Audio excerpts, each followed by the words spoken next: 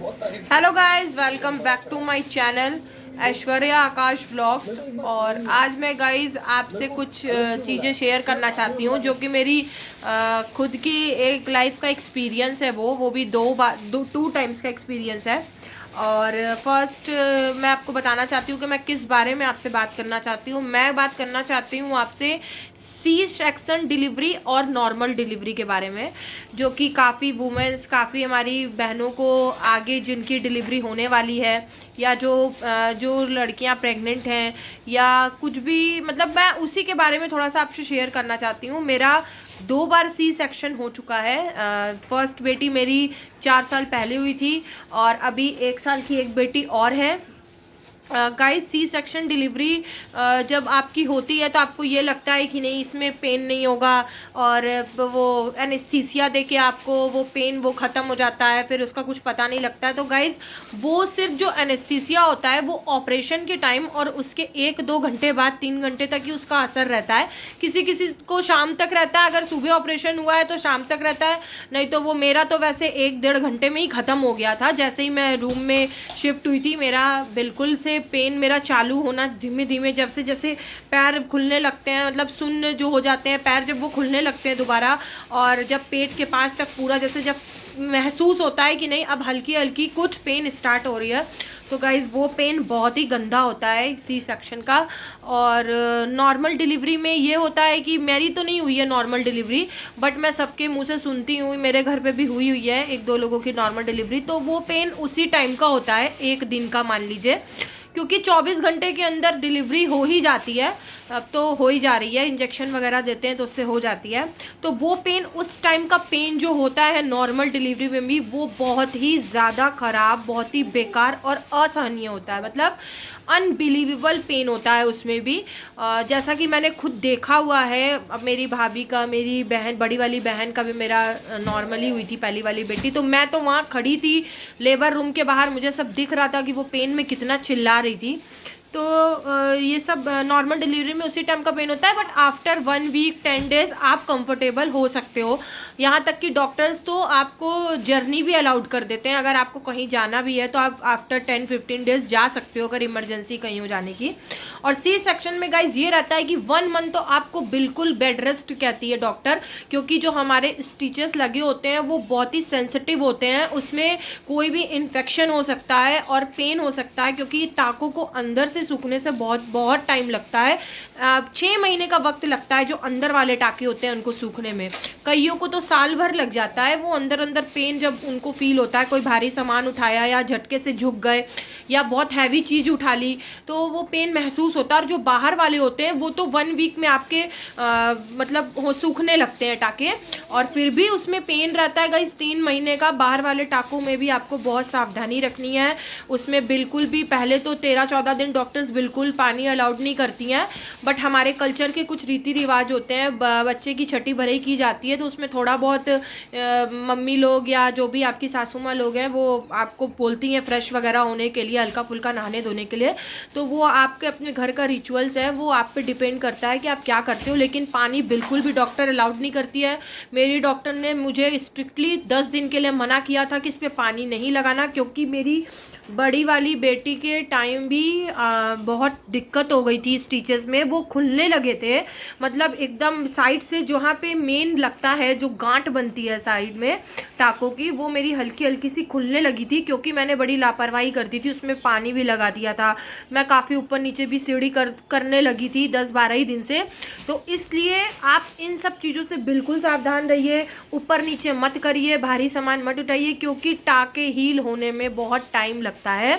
तो मैं अपनी बहनों को, और जो भी हैं दीदी बहन जो भी हैं, मैं आपको बताना चाहती हूँ, अगर आप सी सेक्शन की तरफ जाना चाहते हो, या आपके डॉक्टर ही प्रेफर किए हैं, क्योंकि भाई डॉक्टर्स भी पहले अल्ट्रासाउंड देखते हैं, आपका स्कैन देखते हैं कि बच्चे की क्या पोजीशन है, बच्चे कौन से पोजीशन में है, क्योंकि इसमें पोजीशन भी देखी जाती है। कई बार बच्चों का जो होता है वो टांगे आपकी वेजाइनल की तरफ होती हैं, तो जब वेजाइनल की तरफ आप उसकी टांगे होती हैं ना बच्चे की, तो वो फिर आपका नॉर्मल डिलीवरी नहीं हो पाता है, वो डॉक्टर तुरंत बोल देती है आपको सी सेक्शन के लिए, क्योंकि उसमें बच्चे की नाड़ी फंसने का डर होता है और नाड़ी फंसने से बच्चे की सांस भी रुक सकती है, उसे प्रॉब्लम हो सकती है। तो इसलिए डॉक्टर्स आपको जो कहते हैं, चाहे सी सेक्शन कहते हो चाहे नॉर्मल कहते हो, आप उन्हीं की उससे डिसाइड करिएगा, बिल्कुल भी अपने मन का मत करिएगा।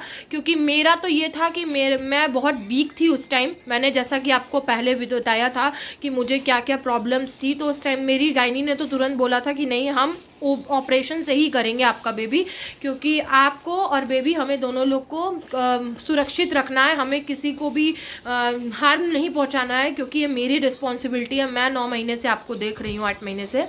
तो गाइज यही होता है कि आपका जो स्टिचेस होता है ना, इसमें बस पूरा ध्यान स्टिचेस पे रखना होता है। और जो फीमेल्स को जो मंथली प्रॉब्लम भी होती है, उस पर भी बहुत ध्यान रखना पड़ता है। अगर आप ज़्यादा तुरंत डिलीवरी के बाद ऊपर नीचे करोगे और भारी सामान उठा लोगे तो ब्लीडिंग हैवी हो सकती है और आपको दिक्कत हो सकती है उसमें, जो कि मेरे साथ हुआ है। इसलिए मैं आपको इसलिए सचेत कर रही हूँ कि आप मेरी फैमिली हो, आप मुझे आगे सपोर्ट करोगे, आगे बढ़ाओगे, तो मैं अपनी हर चीज़ें जो आपके लिए हार्मफुल होंगी, जो मेरे साथ हो चुका है, मैं आपको सचेत कर दूंगी कि नहीं, आप बिल्कुल भी ऐसा मत करना, बिल्कुल रेस्ट करना। 3 महीना तो फुल रेस्ट चाहिए आपको। अब जिनकी प्रॉब्लम है भाई, जिनके घर पे कोई नहीं है, सहारा नहीं है, कुछ नहीं है, उनको थोड़ा बहुत काम करना पड़ता है, बट आपको अपने को और अपने बच्चे को भी देखना है। और दूसरी बात यह है कि आपको मैं एक चीज़ और बताना चाहती हूँ कि जो लेडीज़ बेबी को फीडिंग कराती हैं स्टार्टिंग से ही, हॉस्पिटल वाले डे से ही जो फीडिंग कराती हैं, तो उनको जो है वो उनके मंथली जो होते हैं चीज़ें जो होती हैं, वो आने में थोड़ा सा लेट हो सकता है।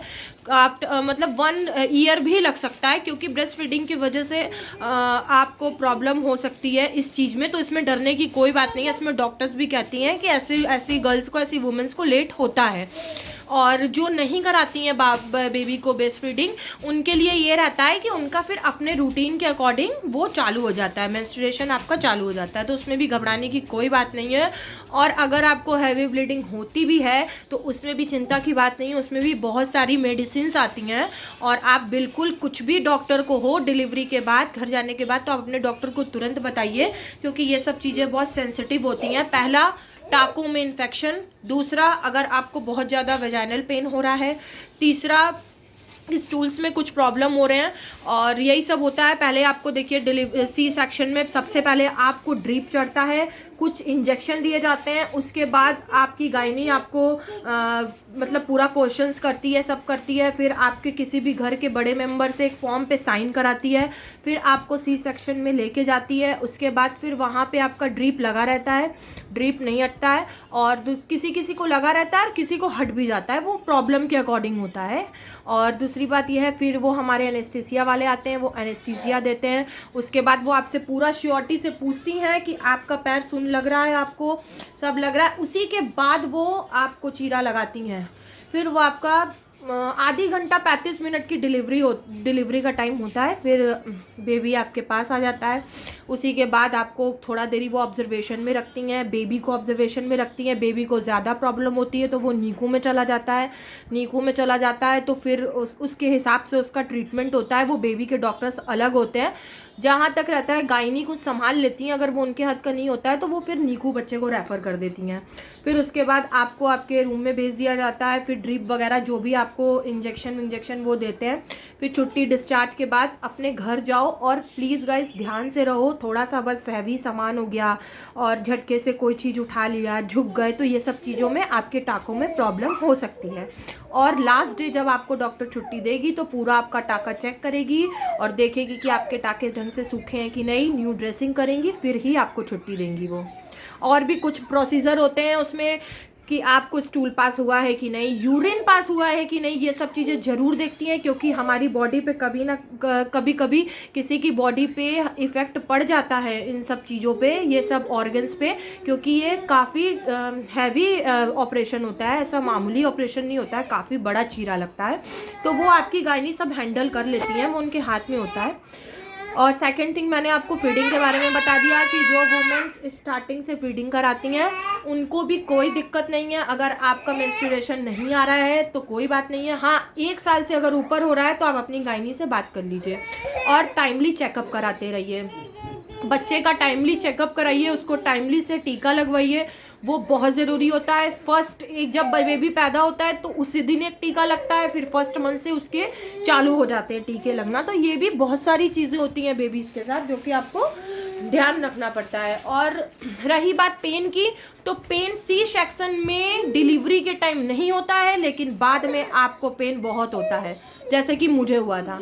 और नॉर्मल डिलीवरी में आप 1 डे बहुत पेन होता है, वो तो ऐसा पेन होता है कि हैट्स ऑफ जो वुमेन्स जिनकी नॉर्मल डिलीवरी होती है वो पेन बर्दाश्त कर लेती हैं, उनको भी सलाम है भाई हमारी तरफ से। और वो पेन एक दिन का होता है, लेकिन उनको भी बहुत ध्यान से रहना पड़ता है गाइस, क्योंकि कोई भी डिलीवरी, कोई भी वुमेन पावरफुल तो इतनी होती है कि वो अपनी चीज़ों को हैंडल खुद से कर सकती है। जैसे मैं हूँ वैसे आप हो। और मेरा सी सेक्शन का ये था कि मैंने लापरवाही की, इसलिए मेरे साथ थोड़ा सा इधर उधर हो गया। मेरी गायनी खुद मुझे डांटी थी कि आप क्यों ऊपर नीचे करने लगे या जो भी। और इसी ऐसा अगर आप डॉक्टर के अकॉर्डिंग चल रहे हो, उनके रूल्स के अकॉर्डिंग चल रहे हो, उनको फॉलो कर रहे हो, तो आपको सी सेक्शन में भी कोई दिक्कत नहीं होगी, ये मेरी श्योरिटी है। बट मैंने लापरवाही की इसलिए मुझे दिक्कत हुई। तो बस यही है कि मेरा सी सेक्शन यही था। और हाँ, एक बात गाइज, और अगर आप सी सेक्शन कराने का सोच रहे हो तो आपको 3 मंथ्स कुछ भी ऑयली नहीं खाना है। और कई लोग सिठौरे वगैरह माँ लोग भिजवाती हैं आफ्टर डिलीवरी की, नहीं बेटी स्वस्थ रहे हमारी। तो ये सब चीज़ें आपको बिल्कुल अवॉइड करनी है, बिकॉज आपका पेट निकल जाएगा और लीवर पे भी अफेक्ट इसका पड़ सकता है आपके। तो आप चिकनी और ऑयली चीज़ से बहुत बचिए। और नॉर्मल डिलीवरी में ये सब चीज़ें तुरंत चालू हो जाती हैं, क्योंकि उसमें कोई दिक्कत नहीं होती है, उसमें पेट से छेड़ाखानी नहीं होती है, वो वेजाइनल डिलीवरी होती है। तो बस यही सब है कि आपको यही सब चीज़ें संभालनी है। थोड़ा गाइज मेरे सर में ना थोड़ा प्रॉब्लम है, इसलिए मैं बार बार ऐसे करती हूँ, उसके लिए सॉरी। वो मेरी आदत भी कुछ ऐसे पड़ गई है बार बार करने की, वो मैं धीमे धीमे सही कर लूँगी। मैं रोज़ देखती हूँ और आदतों को सुधार रही हूँ कुछ, उसके लिए सॉरी। और रही बात, देखिए मैं आपसे ये चीज़ शेयर की हूँ, और मैं इसके बाद आपको कभी भी एक प्री मैच्योर बेबी का भी ब्लॉग डाल सकती हूँ कि उसकी केयर आप घर पे कैसे करो। बिकॉज मैंने अपने बेबी की केयर खुद से की है, घर पे की है। वो प्री मैच्योर हुई थी, मात्र 1400 ग्राम की हुई थी, मतलब 1 किलो 400 ग्राम की हुई थी मेरी बेबी जो हुई थी। मैंने और मैंने हस्बैंड ने मिल के उसकी बहुत केयर की, यहाँ तक कि मैं मालिश करती थी 3 बार तो मेरे हस्बैंड करते थे 4 बार। तो इस तरीके से मालिश डॉक्टर्स आपको मना करेंगे करने के लिए, जो बेबी के डॉक्टर होते हैं वो मना करते हैं 1 से 2 बार करने के लिए, लेकिन आप अपने अकॉर्डिंग अगर आप देख रहे हो कि आपको फ़ायदा हो रहा है तो आप कर सकते हो। मैं आपको इसके बारे में नेक्स्ट व्लॉग में अपने बताऊंगी। अगर आपको मेरा ये व्लॉग पसंद आया हो सी सेक्शन और नॉर्मल डिलीवरी का, तो इसको प्लीज़ लाइक, शेयर और सब्सक्राइब करिए। आप लोग सब्सक्राइब नहीं कर रहे हैं। मैं आगे आप लोगों के लिए बहुत अच्छी अच्छी चीज़ें लाऊंगी। आप एक बार मुझे अपनी फैमिली और मुझे अपना मान के देखो, मुझे भी सपोर्ट करो, मुझे भी आगे बढ़ाओ।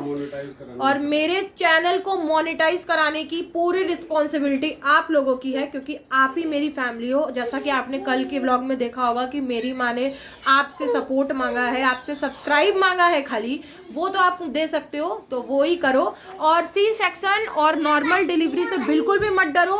आपकी फैमिली आपके साथ है, आपकी गायनी अच्छी है, आपके साथ भगवान है, तो किसी भी डिलीवरी में कोई भी प्रॉब्लम नहीं होती है। तो आप बस खाली स्वस्थ रहो, मस्त रहो, हंसते रहो, डिलीवरी तो अच्छी होनी ही है। तो थैंक यू गाइज, आज के ब्लॉग में इतना ही था। Bye bye, take care, good night.